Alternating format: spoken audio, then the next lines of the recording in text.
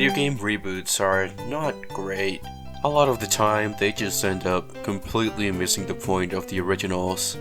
And unfortunately, they also seem to be bad games pretty often to boot. Bomberman X-Zero is the best example of how not to reboot a series.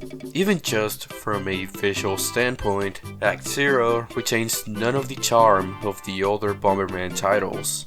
Bomberman never had incredible gameplay, but a lot of what made those games playable to begin with were their simplified visuals.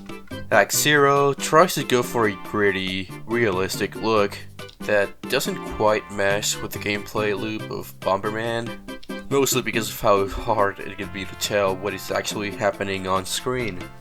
It also goes without saying, but this kind of game does not appeal to anyone. Bomberman fans hate it because it's not the Bomberman that they love, and the hardcore audience the game was aiming for simply does not care for this kind of game. Put Gears of War and X-Zero next to each other, and it quickly becomes clear which one hit a home run with the mainstream. So in the end, X-Zero failed at everything it set out to do. Bionic Commando is in a similar situation. I don't think the reboot is as bad as X-Zero, but it's still far from a good game. A more stylized approach would have been quite a bit better, since the game has already aged considerably. There's also a heavier emphasis on story, which led to the legendary, wife arm. What's funnier is that there was a Bionic Commando remake on Xbox Live Arcade that was honestly not bad, even if I still prefer the original myself. The reboot should have probably been something akin to this, but I guess the point of a reboot is to shake up the original's formula. You could see Metroid Prime as an example of a successful reboot, and that game is drastically different from something like Super Metroid or the original in a lot of ways. There is, however, a limit to how much you can really deviate from the established formula. DMC Devil May Cry, on top of having a god-awful name, is an example of this. Capcom told Ninja Theory to make their take on DMC as different from the original as they could, and the end result is a lifeless reimagining of the legendary action series. You know, maybe that's going a bit overboard. DMC Devil May Cry is actually a pretty solid game. The game was locked at 30 FPS at launch, which hurt it significantly, but this was later fixed. It also had color-coded enemies. Yeah. DMC had a rock-solid foundation to work from, and it shows. The combat feels pretty smooth. It's nowhere near as good as DMC 3, or 4, or 5, but it's better than DMC 2, so that's saying something, right? I think I might have enjoyed DMC's gameplay a bit more than, DMC's. DMC 1, let's call it that. The levels are nothing outstanding from a design perspective, but the art direction can be downright great at times. What really kills DMC Devil May Cry for me, and many others, is how much it disrespects DMC's legacy. Dante was cool, Dante is lame. That's the simplest way of putting it. DMC feels extremely melodramatic and edgy most of the time, almost to the point of being laughable.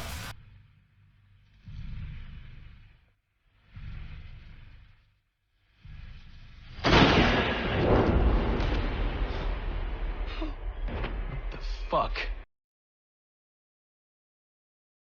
Its attempts at comedy are also pretty horrendous, with the now iconic Fuck you! Fuck you! being the most obvious example to point out. What's funny is that DMC fails at being as emotional as, say, DMC 3, even though that was one of its priorities. We should be fine for now, but I'm sure they'll be back soon. Very soon.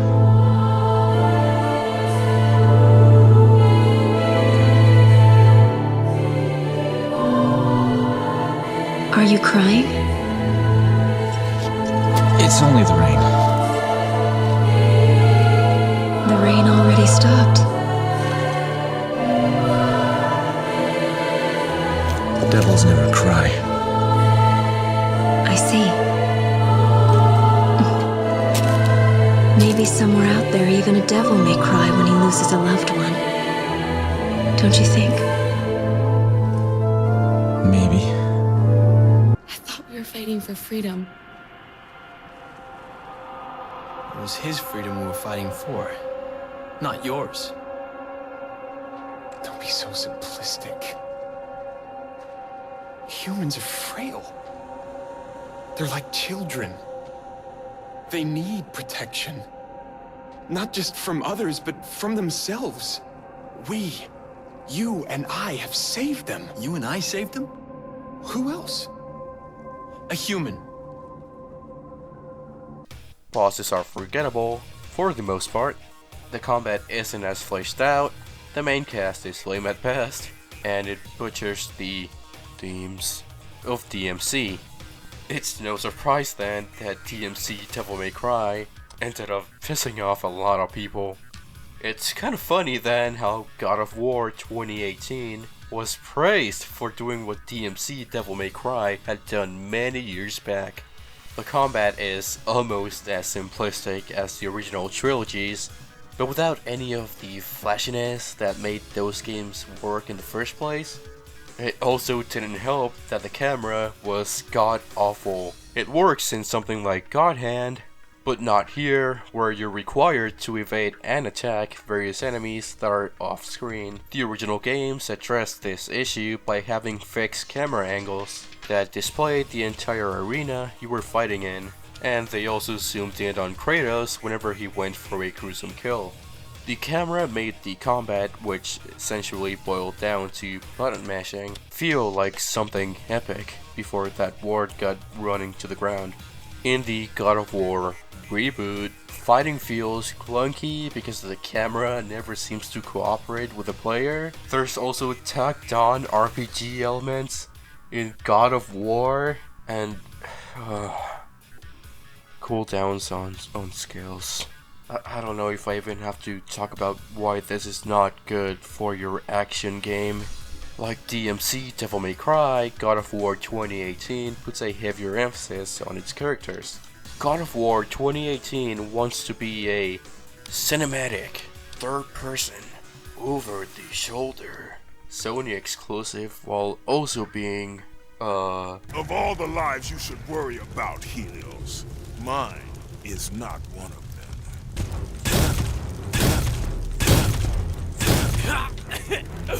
Wait!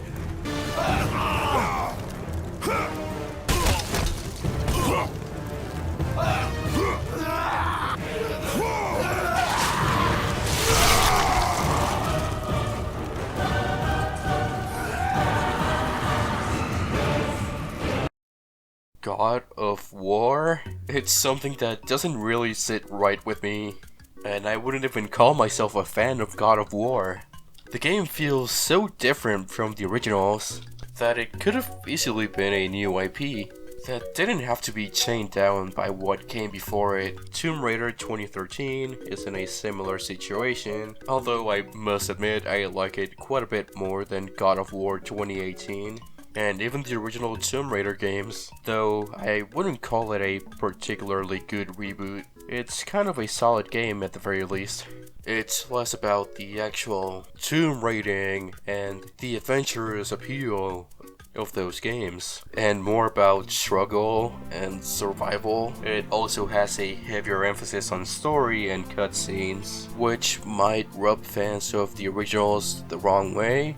I'm not sure, I really don't know any Tomb Raider fans. They're closer to feeling like Uncharted than Tomb Raider. I'm sure that comparison has never been made before. If you looked at these two games side by side, how many similarities would you be able to spot?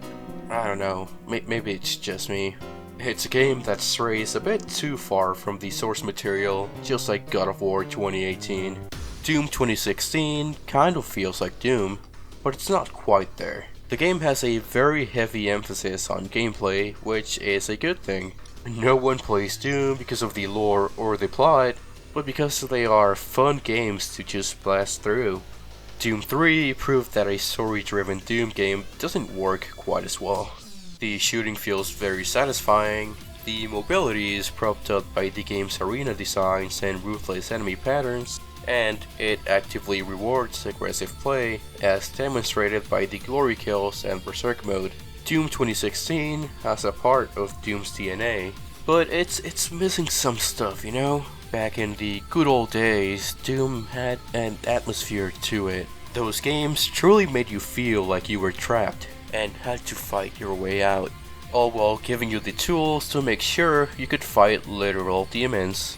Doom 2016 only really nails the second part of that statement. Doom 64, even though it lacked some of Doom 1's charming characteristics, serves as a good example of how classic Doom did atmosphere. Doom also used to have maze-like levels, whereas Doom 2016 simply has corridors in between battle arenas. There are some hidden unlockables here and there, but nothing other than that. Don't get me wrong, I think Doom 2016 is a great game, and it might even be my favorite Doom game, but it's still a reboot that is lacking in some areas. Still though, in the grand scheme of things, I still think Doom nails reimagining its series a lot more successfully than any of the other games I've mentioned in this video, except for maybe Metroid Prime. Rebooting a series can be tough. In my opinion, not only do you have to capture the feel of the original, but also introduce new elements that don't clash with the set formula. So, now the question remains, is there a reboot that manages to accomplish these goals?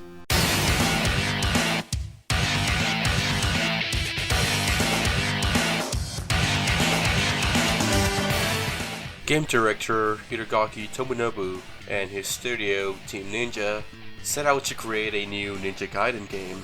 Hidegaki is the kind of director who likes to challenge himself with each game, and following the success of his first project, Dead or Alive, he set out to create a legendary action game. Ninja Gaiden was the perfect vessel for his vision. The NES trilogy was seen as tough as nails action platformer classics that required a lot of skill to master. So, of course, Team Ninja started developing an action game unlike any other. Ninja Gaiden had a pretty sizable fanbase over here in the West, so Tecmo and Hidegaki made sure Ninja Gaiden's reboot appealed to those fans, and because of this, the game was made to be as brutal as possible. Just the way us Western bros like it. Ninja Gaiden is as Ninja Gaiden as the original Ninja Gaiden was. Crushing difficulty, high-speed gameplay, platforming, and all the tools a ninja needs in order to slaughter his enemies. What's really cool about Ninja Gaiden 2004 is that it doesn't really remove anything from the original. You know, just like other reboots do. All it really did was take the original's mechanics and expand upon them in a 3D environment. The controls are still as tight as they come, mimicking how snappy every jump and attack felt in the NES games. The original trilogy also pushed the NES to its very limits, featuring not only cutting-edge graphics for its time, and yes, I know, but also full-fledged cutscenes. In fact, I'm not even sure about this, so don't fact check this, I don't know, just trust me, but I think the original Ninja Gaiden was actually one of the first games to have cutscenes. It's only natural then that its reboot did the exact same thing, except this time it did it on the much more powerful Xbox. Ninja Gaiden 2004 is by far one of the best looking games on the original Xbox. And you might not believe this, but yeah, that game it ran at 60 FPS, like a rock solid 60 FPS. Further proof, DMC Devil May Cry could have done better. Ninja Gaiden is it's pretty difficult. but it's rarely unfair, unlike the NES games where bullshit just kind of happened. Here, because of how snappy and fluid and smooth and whatever word you want to use the controls feel like, and also the fact that enemies just they don't spawn out of nowhere anymore. Every death makes you feel like you just weren't good enough, instead of making you feel like the game was trolling you. We do a little trolling. It's called We Do a Little Trolling. The game also gives you the necessary tools for the job. On top of having a great arsenal of weapons, Ryu also has quite a few moves at his disposal. Whenever enemies die, they either drop yellow orbs or blue orbs. Yellow orbs are used as currency for new moves, items, and weapons, while blue orbs simply just heal you. Ryu can charge up his sword, which will absorb any orbs in the vicinity, which will then allow him to deliver a fatal blow to anyone standing in his way. This creates a certain dynamic in combat. It encourages more aggressive play, since the only way to get those orbs a lot of the time is by killing enemies. You have to kill some enemies in order to perform devastating moves on others.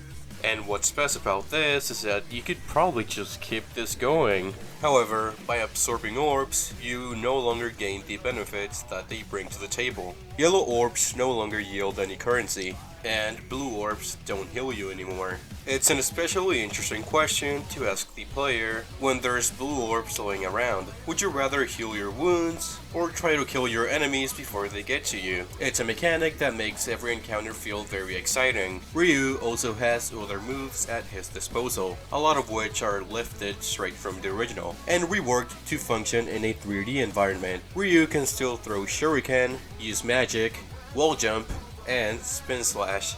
The reboot isn't content with just reimagining these moves in a new dimension, and also expands Ryu's moveset quite significantly. On top of having his charging attack, Ryu has wall running, 2 types of parries, a bow, multiple weapons, and finally the Izuna drop.